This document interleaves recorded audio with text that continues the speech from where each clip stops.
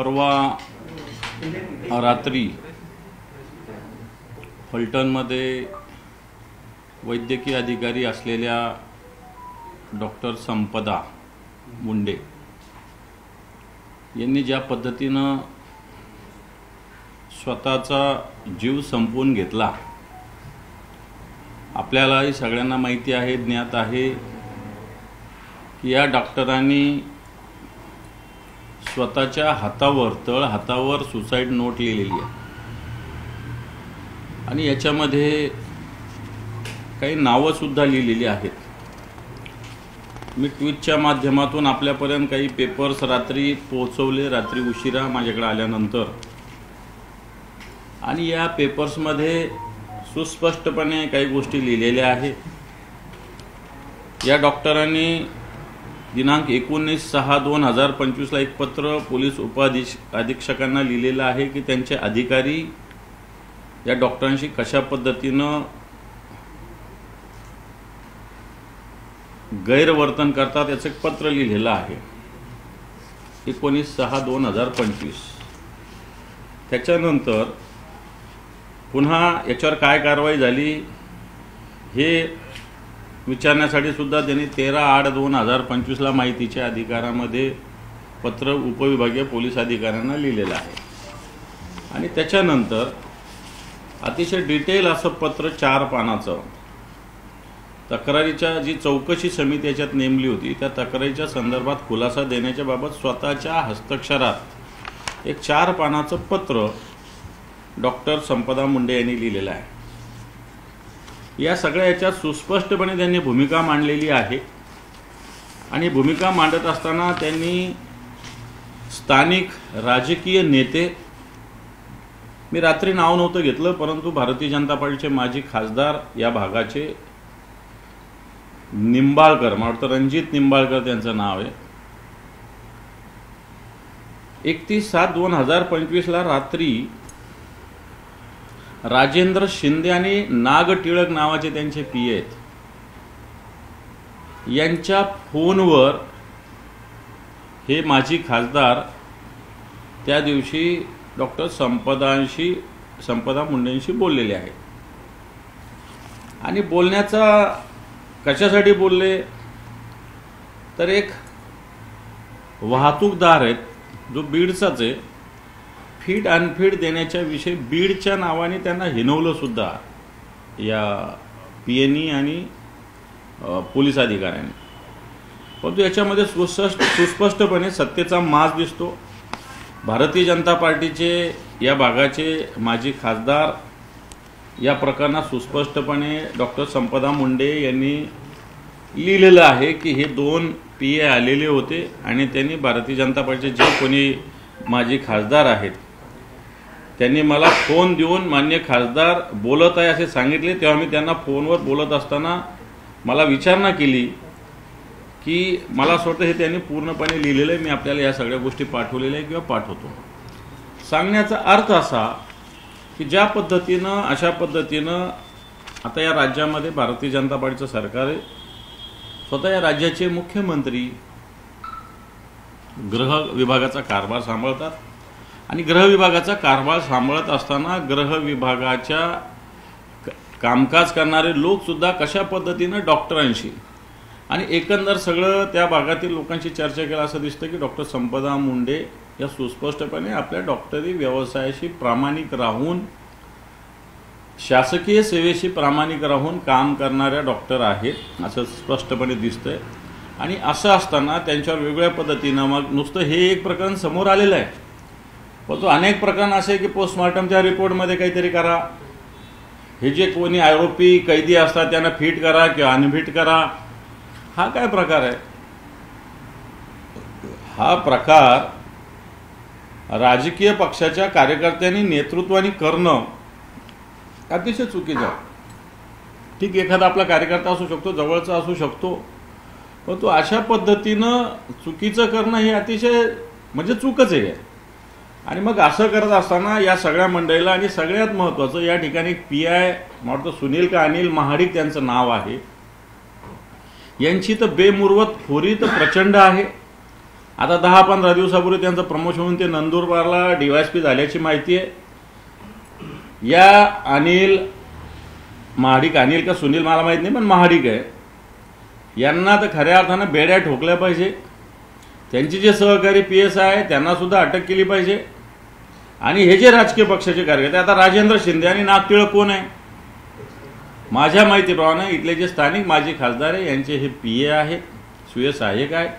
यांनीच माजी खासदारांशी बोलणं करून दिलं आणि एका अर्थाने या सगळ्या डॉक्टरांवर संपदा मुंडे यांच्यावर दबाव आणलेला आहे. आणि त्यांनी या सगळ्या दबावातूनच त्यांची मेंटॅलिटी इथं विशद केलेली. या पत्राच्या माध्यमातून पोलीस कसे वागत होते, राजकीय पक्षाचे नेते कसे वागत होते, आणि त्याच्यामुळं कंटाळून त्यांनी मला वाटतं स्वतःचा जीव गमावलेला आहे. आणि म्हणून या सगळ्या लोकांवर कारवाई होण्याची आवश्यकता आहे. ज्या पद्धतीनं भारतीय जनता पार्टीचे एक माजी खासदार, ज्या पद्धतीनं त्यांचे सेक्रेटरी, ज्या पद्धतीनं डॉक्टरांशी, वैद्यकीय अधिकाऱ्यांशी, तेही प्रकरण एखाद्या प्रकरणात वेगळं आपण डॉक्टरांना सांगू शकतो, पण अशा प्रकरणात पोस्टमॉर्टम असेल किंवा मेडिकली फिट अनफिट करण्याचा प्रकार असेल, जे आरोपी असतील, हा सगळ्यात चुकीचा प्रकार आहे, अतिशय चुकीचा प्रकार आहे. आणि म्हणून ही सत्तेची मस्ती भारतीय जनता पार्टी इथंच नाही, ही समोर आलेली आहे. याच्या पुढेही तिथला कारभार आहे. यांचे हे स्वतः, त्यांचं कोणतरी भाऊ आहे अभिजित राजे निंबाळकर, हे तहसीलदार असेल, प्रांत असेल, पोलीस असेल, 24 तास वावरत असतात. अनेक गावामध्ये तर वेगळ्या पद्धतीनं गुन्हे, जे विरोधात काम करणारे, मग आपचे असतील, एखादे राष्ट्रवादीचे शरद पवार पक्षाचे असतील, आमच्या शिवसेनेचे असतील, यांच्या काही शेतकऱ्यांच्या काही भागामध्ये तर 7-12वर 1-1 कोटी 1.5 कोटीचा 50-50 लाखाचा बोजा आहे.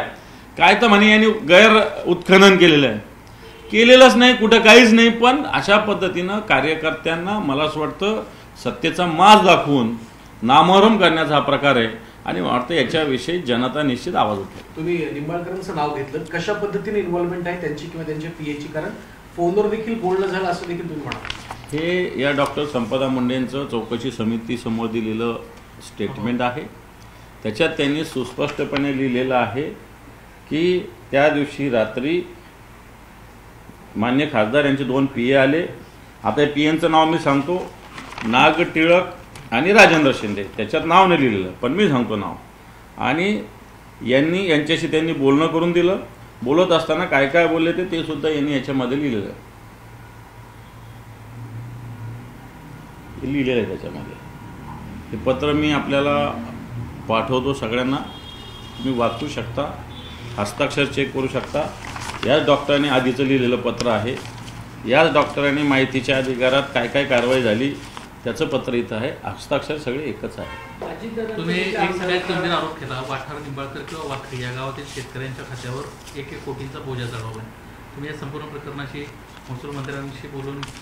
बिलकुल बोलू. अशा पद्धतीनं या गावातील, त्या गावाचं नाव आहे माझ्याकडे, वाठार निंबाळकर आणि वाखरी, या ठिकाणी 7-12वर 50 लाखाचा 1 कोटीचा बोजा टाकला गेलेला आहे. उत्खनन केलं म्हणून असे आरोप केले. इकडे दिवसा ढवळ्यात तुम्हाला माहिती आहे, त्या दिवशी अजितदादा पवारांनी तर एका DYSPला बोलले. त्यांचे कार्यकर्ते करतात. मी कोणी करावं असं मुळीच म्हणणार नाही, परंतु चुकीचे आरोप करून म्हणजे ही कार्यकर्त्याला नामोहरम करण्याची एक वेगळी शक्कल आहे की असे ऐकत नाही ना, मग यांच्या 7-12वर बोजा टाका, मग यांना कर्ज मिळत नाही, अशा वेगवेगळ्या गोष्टी होतात शेतीच्या. तुम्ही जे 4 पाणी पत्राचा ज्याचा उल्लेख केला, त्याच्या पाठची पार्श्वभूमी पोलिसांकडून अशी सांगण्यात आली की ते जेव्हा एखाद्या आरोपीला रात्रीचं घेऊन जायचं मेडिकलसाठी, तेव्हा ज्या डॉक्टर आहेत त्या काम वाढायचं म्हणून ते त्यांना मुद्दाम अनफिट करून ऍडमिट करून घ्यायचे. आणि या संदर्भात पोलिसांनी वैद्यकीय काउन्सिल जे आहे जिल्ह्याचं, त्यांच्याकडे तक्रार सुद्धा केली होती. मला असं वाटतं याच्यासाठी तक्रारीच्या सिस्टीम आहेत. जिल्ह्याला DHO असतात, वैद्यकीय खात्याचे अधिकारी असतात, डायरेक्टर असतात, मंत्री असतात, सचिव असतात. यांच्याकडेच का होतं असं? यांच्याकडेच का होतं? आम्ही राजकीय क्षेत्रात काम करतो ना, आम्हालाही अशा पद्धतीनं फोन येतात ना, डॉक्टरांना बोलावं लागतं ना. परंतु ज्या पद्धतीनं तिथल्या PIचं ज्या पद्धतीनं वर्तणूक आहे ती पण चूक आहे, काही अधिकाऱ्यांची सुद्धा चुकीची वर्तणूक आहे. मला वाटतं अशा पद्धतीनं महिला अधिकाऱ्यांशी ह्या वागण्याच्या पद्धती नाही.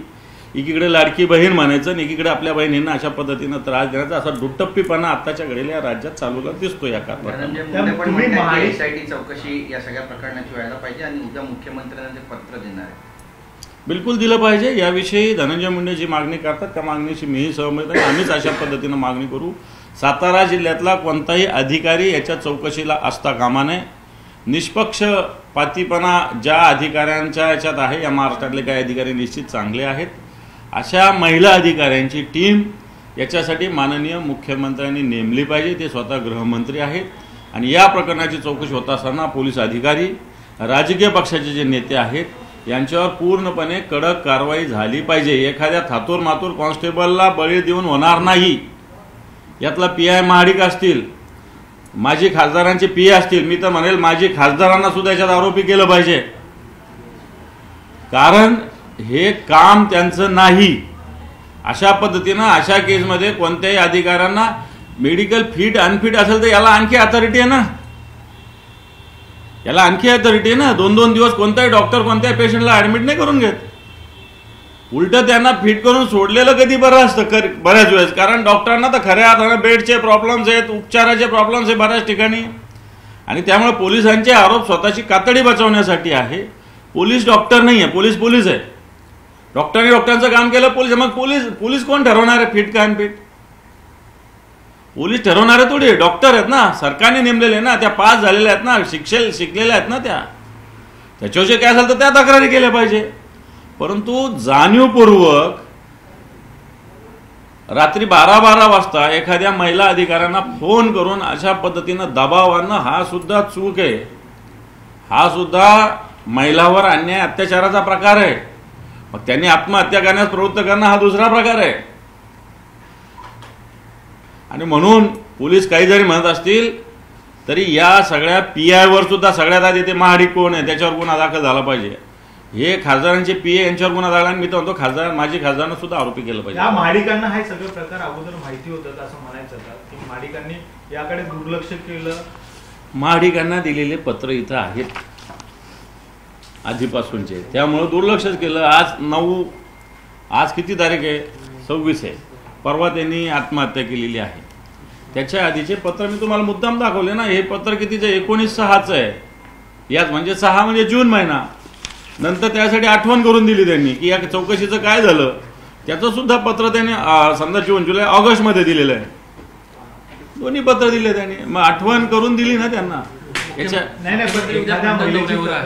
कामांचं भूमिपूजन त्यांच्या हस्ते होणार आहे. खासदारांना 2 दिवसापूर्वी पत्रकार परिषद. ज्याचे हात एखाद्या महिलेच्या भगिनीच्या आत्महत्येत गुंतलेले आहेत, मी मुख्यमंत्र्यावर बिलकुल टीका करणार नाही. सांगेल की मुख्यमंत्र्याच्या विषयी आम्हाला आदर आहे आणि आदर असताना मी त्यांना हेच आवाहन केलं की ज्याचे हात अशा पद्धतीनं बरबटलेले आहे अशा लोकांचा कोणताही कार्यक्रम आपण केला नाही पाहिजे. अशा लोकांना पार्टीतून दूर केलं पाहिजे. असे लोक जे महिलांचा सन्मान करत नाही किंवा महिलांवर अशा पद्धतीनं त्यांना काम करण्यासाठी प्रवृत्त करण्याचा प्रयत्न करतात, मेडिकल ऑफिसर सारख्या अधिकाऱ्यांना, त्यांच्यावर पक्षाने सुद्धा कारवाई केली पाहिजे आणि गुन्हे दाखल झाले पाहिजे. अजितदादांचा कुठल्या आमदाराचा या प्रकरणाशी संबंध आहे ना. अजितदादांचा तिथला कोण सचिन कांबळे नावाचा आमदार, तो नावाला अजितदादांचा आहे पण तो भारतीय जनता पार्टीचाच आहे. तो आणि हे माजी खासदार हे स्वतःच आणि कोणतरी भाऊ आहे त्यांचा अभिजित तिथला निंबाळकर म्हणून.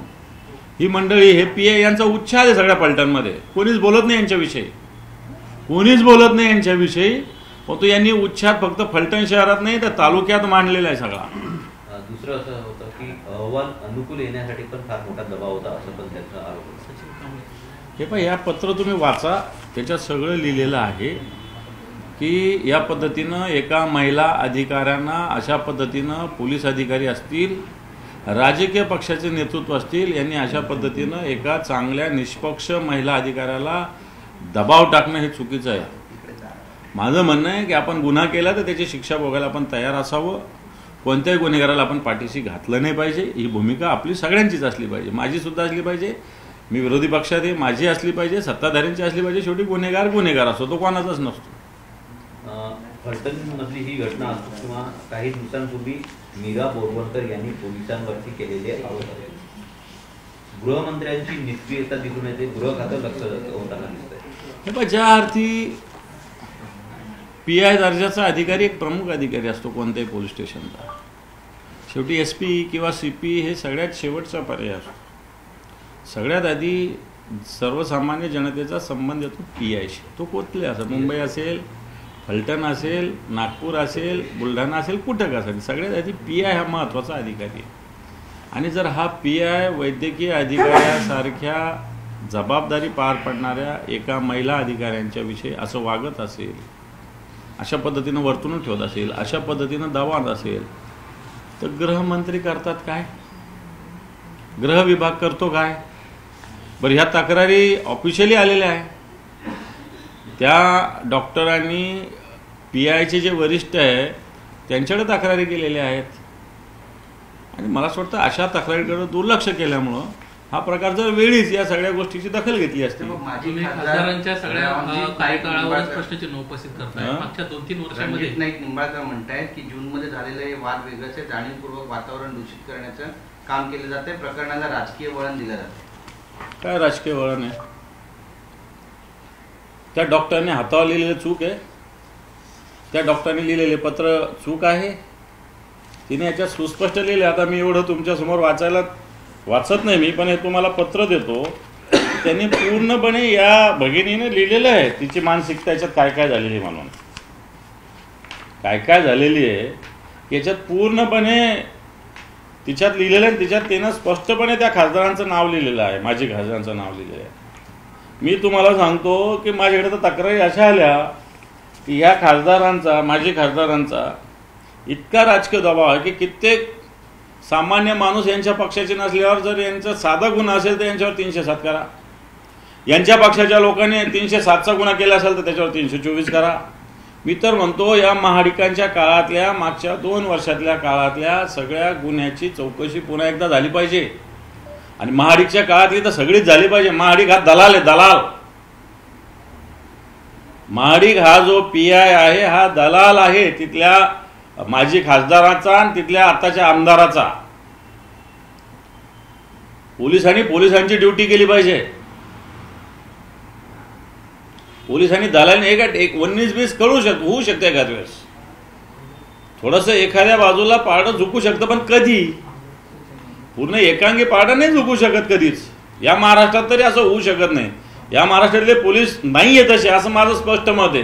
पण हे काही महाडिक सारखे लोक आहेत ना, याच्यामुळं अख्खं पोलीस दल बदनाम होतं असं माझं मत आहे. त्यामुळे या महाडिक आहे ना हा दलाली करतो, हा बटीक झालेला आहे काही लोकांचा. याचं प्रमोशन पण थांबवावं, याच्यावर गुन्हा दाखल करा आणि याच्यावर कारवाई करावी. म्हणजे हाच मुख्य आरोपी असं म्हणायचं का? तोच आहे, एका याच्यात लिहिलंय तोच आहे. नंतर हे सह आरोपी सगळे माजी खासदार आणि PI केलं पाहिजे. सर, आगामी स्थानिक स्वराज्य संस्थांच्या निवडणुकीमध्ये मुंबईकडे भाजपने विशेष लक्ष दिलंय. 150 जागा. हा विषय संपला का? हो, आता पॉलिटिकल. भाजप 150 जागा लढणार आहे, तर दुसरीकडे एकनाथ शिंदेच्या शिवसेनेने 100 जागांचा दावा केलेला आहे. याच पार्श्वभूमीवर आज एकनाथ शिंदे अचानक पहाटे दिल्लीला देखील रवाना झाली, त्याची देखील चर्चा. काय वाटतं? हे पहा, एकनाथ शिंदेंना दिल्लीला जाऊन काही होणार नाही, हात हलवत परत यावं लागेल. शेवटी भारतीय जनता पार्टी म्हणा किंवा देवेंद्र फडणवीस म्हणा हे काही एकटे निर्णय घेत नसतील, तेही पार्टीचे आहेत. पार्टीची ही पॉलिसीच असेल. आणि म्हणून एकनाथ शिंदे हे दिल्या भाकरीचे आणि सांगितल्या कामाचे, ग्रामीण भागातली म्हणी, दिल्या भाकरीची आणि सांगितलेल्या का, जेवढी दिली तेवढी खायची, जेवढं सांगितलं तेवढं करायचं. बाकी कोणतेही अधिकार एकनाथ शिंदेंना नाही. जेवढ्या जागा दिल्या तेवढ्या लढाव्या लागेल, नसेल लढायच्या तर नका लढू, अशा पद्धतीनं स्पष्टपणे भारतीय जनता पार्टी सांगेल.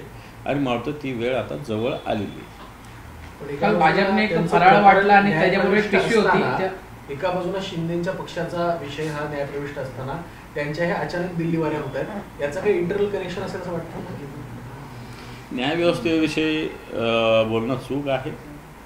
पण तुम्ही मागेही बोललो, कबुतराची सुनावणी होते, कुत्र्याची सुनावणी होते.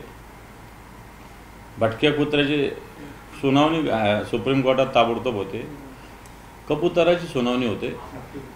परंतु शिवसेना पक्ष जो शिवसेना प्रमुख मान्य बाळासाहेब ठाकरे यांनी स्थापन केलेला आहे त्या पक्षाच्या याचिकेवर लवकर सुनावणी होत नाही, एवढंच मी सांगेल. बाकी मी कोणाच्या विरोधात बोलणार नाही. परंतु कुत्रे आणि कबुतराच्या सुनावण्या कोर्टात लवकर होतात, परंतु शिवसेना पक्षाची जी काही भूमिका आहे त्याची सुनावणी कोर्टात 3-3 वर्ष होत नाही, समजून घ्या. मागच्या काळामध्ये काल मंगलप्रभात गौडा यांनी छठ पूजेची पाहणी केली जुहू बीचवर आणि मुंबईत 7 ठिकाणी छठ पूजेचे आयोजन केले. मतदारांना भुरळ घालण्याचा प्रयत्न उत्तर भारतीय हे भारतीय जनता पार्टी करतच आलेली आहे की या सगळ्या गोष्टीचं राजकीयकरण करणं. शेवटी पूजा आहे. उत्तर भारतीय बांधव करतात, त्याला काही कोणाचं काही विरोध असण्याचं काही कारण नाही आहे. परंतु त्याचं राजकीयकरण करून राजकीय फायदा घेण्याचा प्रयत्न भारतीय जनता पार्टी करत आलेली आणि करत राहणार. भारतीय जनता पार्टीला पावलोपावली राजकारण दिसतं. अनेक विषय सांगता येईल, योग्य वेळी आपण सांगत बसू, परंतु प्रत्येक ठिकाणी भारतीय जनता पार्टी चांगल्या भाषेत सांगायचं तर आपला उल्लू कसा सरळ करता येईल असा प्रयत्न. काल भाजपाकडनं एक फराळ वाटण्यात आले, त्याच्यावर पुन्हा एकदा तो नारा लिहिण्यात आला होता की एक है तो सेफ है. हे लिहिणं झालं. आज भारतीय जनता पार्टी या राज्यामध्ये जातीत भांडणं लावते, हिंदू मुस्लिम लावते, हिंदूमध्ये मराठेतर लावतं, ब्राह्मणेतर, दलितेतर, दलितामध्ये सुद्धा वेगळे वाद लावण्याचं काम भारतीय जनता, आदिवासीमध्ये वाद लावण्याचं काम, प्रत्येक ठिकाणी भारतीय जनता पार्टी समाजामध्ये भेद करण्याचं काम करते. जर हिंदू म्हणून आपण असतो तर हिंदू एकच राहायला पाहिजे. परंतु या भारतीय जनता पार्टीची कृती जर बघितली या राज्यात, या जातीचं त्या जातीचं या जातीचं या सगळ्यामध्ये भारतीय जनता पार्टी एक प्रकारे विष पेरत आहे. आणि जातीच्या म्हणजे जी अफूची गोळी म्हणता येईल, इथं जातीचं हे सगळे अफूची गोळी देण्याचा प्रयत्न करतात आणि यातून स्वतःचं राजकारण साधण्याचा प्रयत्न. मूळ प्रश्नावर भारतीय जनता पार्टी या राज्याचं आत्ताच्या घडीला आर्थिक स्थिती काय आहे, या राज्याची महागाईची काय स्थिती आहे, बेरोजगारीची स्थिती काय आहे, अर्थव्यवस्थेची काय स्थिती आहे, शेतकऱ्यांचं नुकसान झालं याच्या नुकसान भरपाईची स्थिती काय आहे, याच्याविषयी भारतीय जनता पार्टी कुठंच बोलत नाही. परंतु एक है तो सेफ है, बटेंगे तो कटेंगे, ह्या खोटे नारे देण्याचं काम भारतीय जनता पार्टी करते. पण असं जर नरेंद्र एक स्टेटमेंट, मग तुमची भूमिका काय विरोधक म्हणजे याला एक है तो सेफचा नारा जर दिला जात असेल, ही जे मी बोललो हीच आमची भूमिका आहे ना. एक है तो सेफ आहे म्हणजे काय? एक म्हणजे कोण? एक म्हणजे कोण सांगा ना तुम्ही. एक है तो सेफ म्हणजे धोका कोणाचा आहे? तुमचं सरकार या राज्यात, तुमचं सरकार आहे दिल्लीत. मग तुम्ही कोणापासून अनसेफ आहे जरा सांगा. जर तुम्ही अनसेफ असाल तर मग तुम्ही सत्तेवर कशाला राहता? एक है तो सेफ आहे, तुमचं राज्यात सत्ता, तुमची देशात सत्ता, या देशातल्या 5-10-15 प्रांतात तुमची सत्ता. मग तुम्ही अनसेफ कोणापासून ते जरा सांगा ना. जर अनसेफ तुम्ही कोणापासून असाल तर तुम्हाला सत्तेवर राहायचा अधिकार नाहीये. एक है तो सेफ आहे म्हणजे काय? याचा अर्थ कोणाकडून तरी अनसेफ आहे. जर तुमची सत्ता असताना तुम्ही जर अनसेफ असाल मग सत्तेवर कशाला राहता? आपण हे सांगावंच लागेल, हे सांगू आम्ही जनतेला. त्यामुळे हे फक्त निवडणुकीसाठीचे अजेंडे आहे. लोकसभा झाली, वर्षभर शांत होते. आता बाकीच्या स्थानिक स्वराज्य असतात तर आता आठवतात त्यांना सेफ आहे, बटेंगे कटेंगे, मस्जिदीवरचे भोंगे, हे आता आठवतं त्यांना. गोरक्षा आता आठवते. मस्जिदीवरच्या भोंग्यांचा विषय घेणारे राज ठाकरे तर तुमच्या सोबत आहे. मस्जिदीच्या भोंग्यांचा विषय घेणारे राज ठाकरे आता तुमच्या सोबत आहे. असू द्या ना. भोंग्याचा विषय मी काय म्हणतो, राजसाहेबांनी मांडलेला मुद्दा हा भोंग्याच्या डेसिबलचा आहे आणि तो सरकारने तेव्हाच पाडला. खरं तर उद्धवजींच्या सरकारच्या काळातच त्यांनी सांगितला होता. ओके आहे, ते सुप्रीम कोर्टाने आदेश दिला, त्याचं अंमलबजावणी केली पाहिजे. पण भारतीय जनता पार्टीचे लोक कुठं मस्जिदवर जातात. राजसाहेब कोणत्या मस्जिदवर गेले का काढायला? किरीट सोमय्या मस्जिदवर जातो भोंगा घेऊन, असं काढून आणल्याचं दाखवतो. कुठं हातोडा घेऊन जातो, त्याच्या काय बापाचं राज सगळीकडे चालू आहे. कुठं हातोडा घेऊन जातो, अरे कॉर्पोरेशन आहे हातोडे मारायला, पोलीस आहे भोंगे काढायला, भारतीय जनता पार्टी कशाला लागते? लोकांमध्ये वाटला जातोय. लोकांना काय आवाहन करू इच्छिता? हा फराळ त्यांच्यासाठी सेफ नाही असं म्हणा. कोणता? जो फराळ वाटला जातोय एक है तो सेफ. फराळ वाटताना एक है तो सेफ आहे म्हणायची काय गरज आहे? सर, भाजपचे नेते परिणय फुकेंनी स्नेहमिलनाचा एक कार्यक्रम घेतला होता आणि त्या कार्यक्रमात ते स्वतःच्याच सरकारवर टीका करतात. त्यांनी असं म्हटलंय 25 ते 30% कमिशन दिल्याशिवाय नगर परिषदेत कोणतंही काम होत नाही. त्याच्यात मंत्रालय आणि सरकार पण ऍड करा, एवढीच माझी त्यांना विनंती आहे. नवी मुंबईमध्ये सिडको जमिनीचा घोटाळा प्रकरण रोहित पवारांना लावून धरलं होतं. त्या संपूर्ण प्रकरणामध्ये सातत्यानं पत्रकार परिषद घेतल्या होत्या. नुकतंच आता वन विभागाचा अहवाल आलेला आहे आणि त्यांना जो आरोप केला होता बिवलकर नावाच्या व्यक्तीनं, त्यानं करोडो रुपयांचा भ्रष्टाचार केला असं स्वतः वन विभागाने मान्य केलंय.